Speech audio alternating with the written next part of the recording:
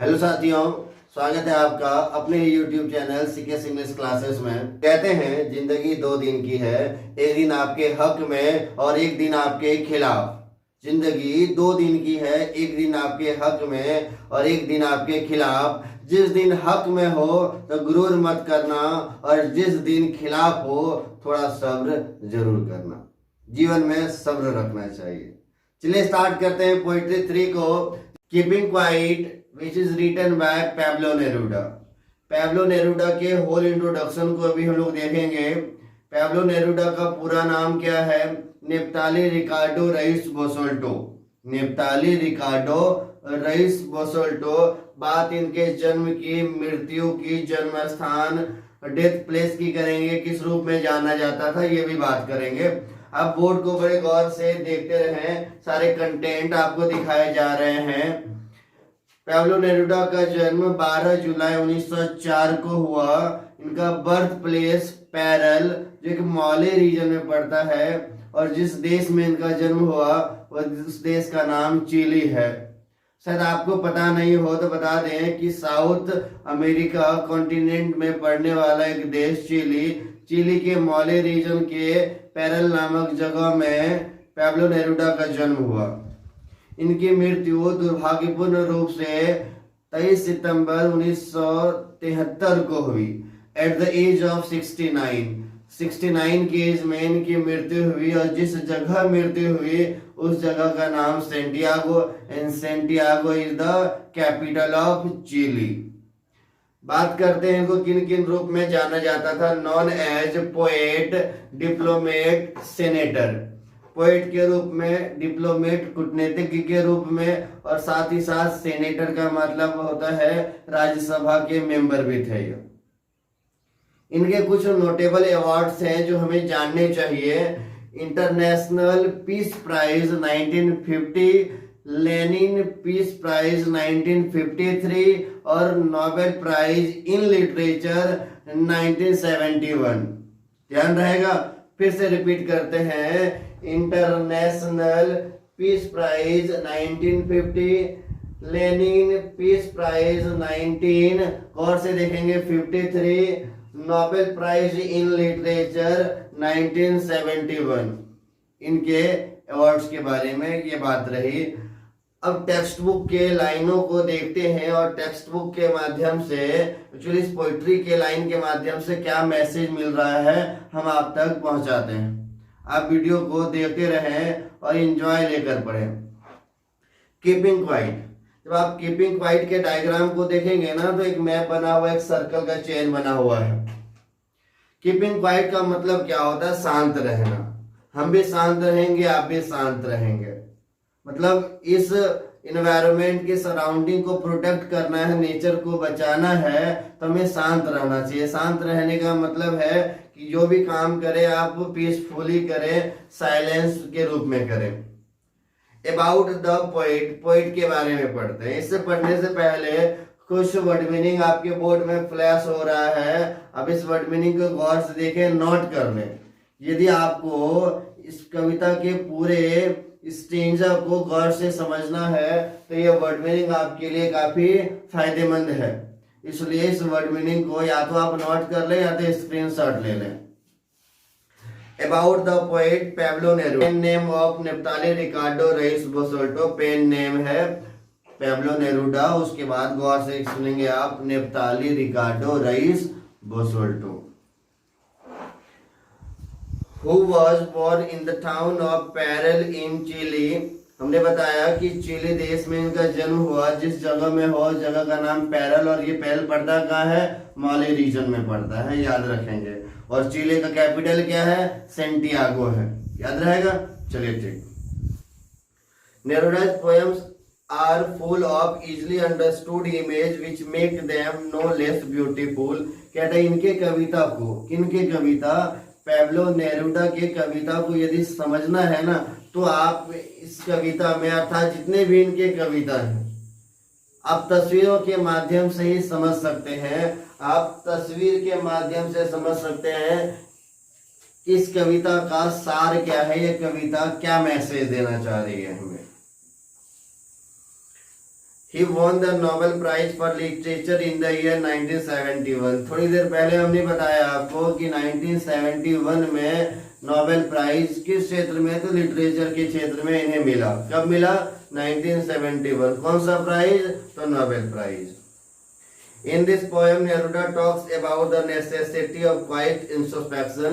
इस कविता में शांत रहने की प्रवृत्ति को बताया गया है कि जीवन में कभी कभी शांति कितनी अच्छी होती है, इस बारे में बताया गया।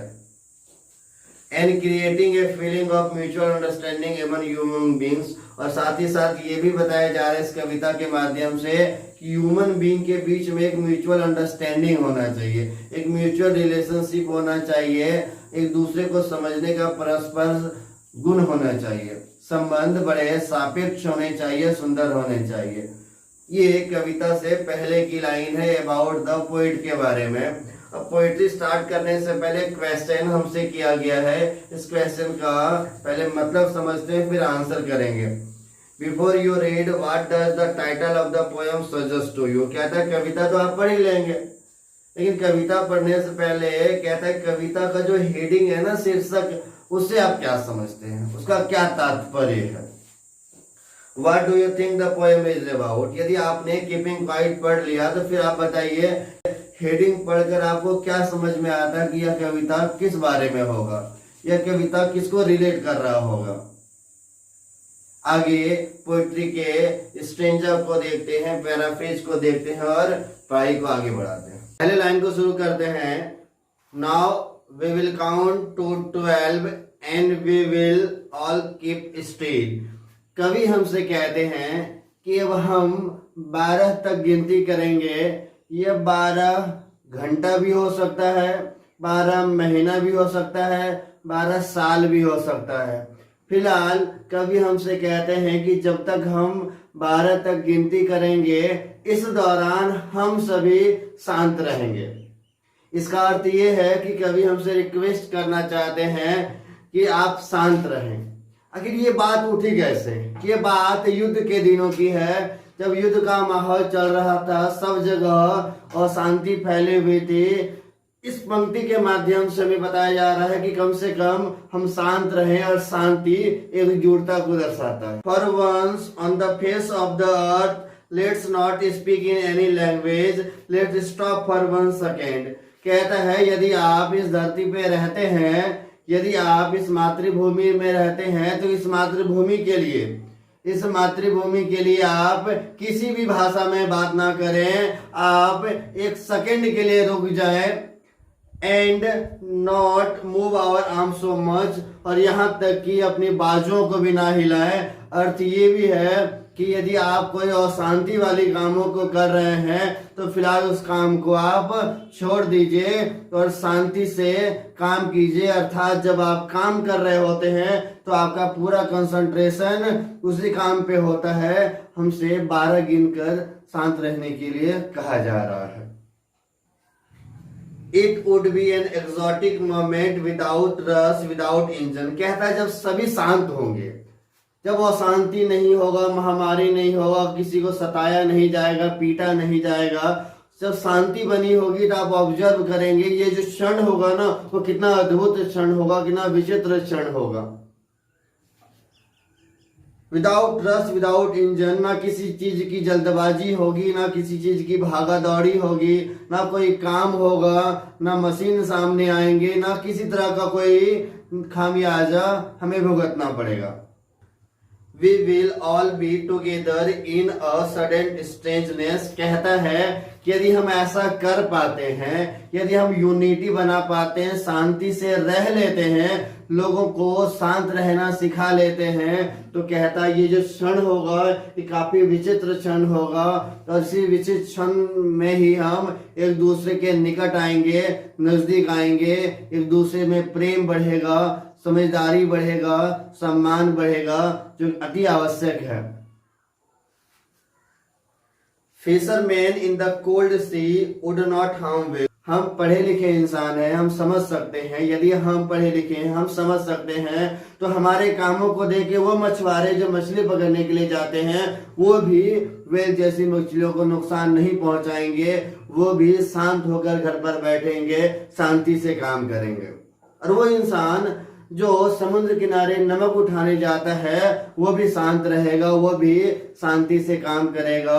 आप समझ सकते हैं कि मछुआरे, नमक उठाने वाले लोग भी शांति चाहते हैं, और ये शांति बहुत जरूरी है देश के हित के लिए।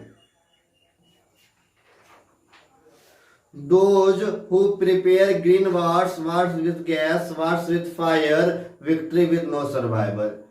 कहता है जो युद्ध पैदा करते हैं, चाहे वह रासायनिक हो या अग्नि शस्त्रों से लड़ी गई हो, फर्क ये पड़ता है ना कि जब हम युद्ध लड़ते हैं तो लाभ किसका होता है? मानवीय लाभ तो नहीं होता है।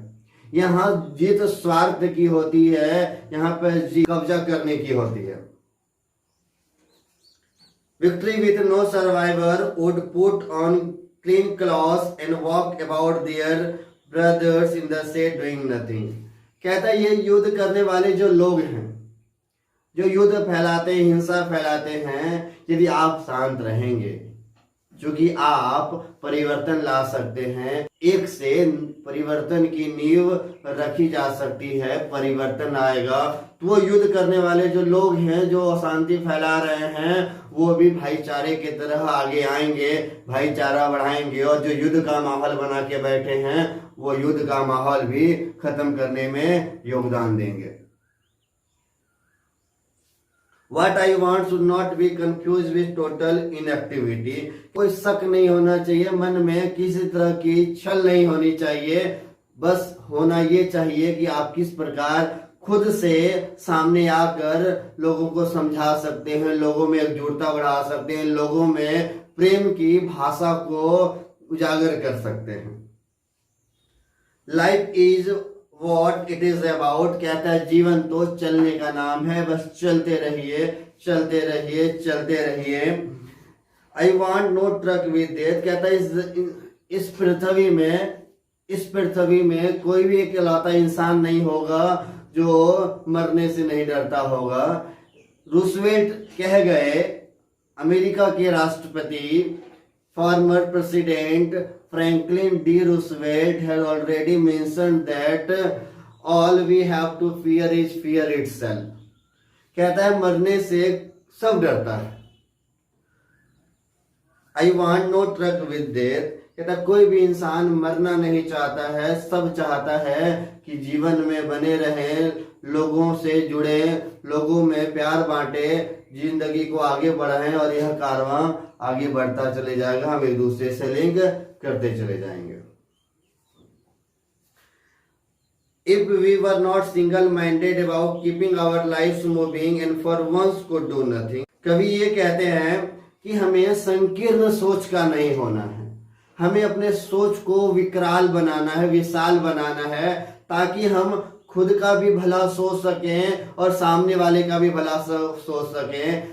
हम ये नहीं चाहते कि मेरे वजह से अशांति फैले, हम ये नहीं चाहते हैं कि लोगों में हिंसा फैले, हम ये भी नहीं चाहते हैं कि लोगों को कुछ नुकसान हो। यदि आप ऐसा चाहते हैं तो आप संकीर्ण सोच के नहीं हो सकते हैं, और यदि होंगे तो सिर्फ इंडिविजुअल बेनिफिट्स के बारे में सोचेंगे, व्यक्तिगत लाभ के बारे में सोचेंगे। Perhaps a huge silence might interrupt this sadness। हो सकता है कि कुछ क्षणों की खामोशी उदासी ला सकती है, लेकिन समय जरूर ऐसा आएगा कि यह खामोशी, यह उदासी आपके खुशी में, आपके जीवन में हरियाली लेकर आएगा। इस बात को आप ध्यान से रखिए। Of never understanding ourselves and of threatening ourselves with death. कहता है मृत्यु तो तय है, हमें भी आना है, आपको भी आना है, सबको आना है, लेकिन इस जीवन और मृत्यु बीच में जो हम एक मीडिएटर बने बैठे हैं, हमारा काम है कि आसपास के लोगों का भला करें, शांति फैलाएं, ताकि नेचर अच्छे से वेल मेंटेन्ड रहे। Perhaps the earth can teach us as when everything seems dead and later proves to be a life. कहता है आपको कहीं से उदाहरण लेने की जरूरत नहीं है, आप पृथ्वी को ही देखिए। जब सर्दी के दिन आते हैं तो सारे आपको मृत नजर आएंगे, लेकिन जैसे ही मौसम बदलता है आप बाहर में जितनी भी चीजें मुरझाई होती है वो सारे जीवंत हो जाते हैं, हरियाली आपको आसपास नजर आने लगती है। तो इससे अच्छा उदाहरण क्या हो सकता है। मनुष्य को जीवन में हरियाली लाना चाहिए, और ये हरियाली आपस में मिल बांट के ही हो सकता है, शांति से हो सकता है, अहिंसा से हो सकता है। Now I will count up to 12। ये आखिरी 2 लाइन है, समझ लेना है इसको। Now I will count up to 12 and you keep quiet and I will go। आखिरी 2 लाइन में कहा गया है कि अब हमारी गिनती 12 तक होगी। मैं एक बार फिर से विनम्र निवेदन करता हूँ कि जब 12 तक की गिनती पूरी होगी इस दौरान आप शांत रहेंगे, और जब ये 12 तक की गिनती पूरी हो जाएगी तो हम चले जाएंगे। इस लाइन से हमें ये समझ में आता है कि हमें म्यूचुअल अंडरस्टैंडिंग, हमें साइलेंस, हमें सिंप्लिसिटी, हमें सेल्फ रिलायंस, हमें हेल्प करने के इंटेंशन को ग्रो करने की बहुत आवश्यकता है। मॉरल ऑफ द पोएट्री यही है जो हमसे पोएट शेयर करते हैं। ये तो रही बात पोएट्री की, और पोएट्री हमने आपके सामने रख दिया। आपके सामने 2 तस्वीरें आई। पहला, एक पौधा की तरह इंसान को बढ़ना है, और दूसरा दीपक की तरह इंसान को रोशनी देना है। खुद को भी रोशनी देना है और दूसरे के जीवन में भी रोशनी फैलाना है। इस कविता से जुड़े क्वेश्चन आंसर डिस्क्रिप्शन बॉक्स में दे दिए गए हैं। यदि आपको वीडियो अच्छा लगा है, अंत में मेरे 2 शब्द हैं कि यदि आपको वीडियो पसंद आया है तो वीडियो को लाइक करें, शेयर करें, और यदि अभी तक आपने चैनल को सब्सक्राइब नहीं किया है तो चैनल सब्सक्राइब कर लें। Thanks for watching the video.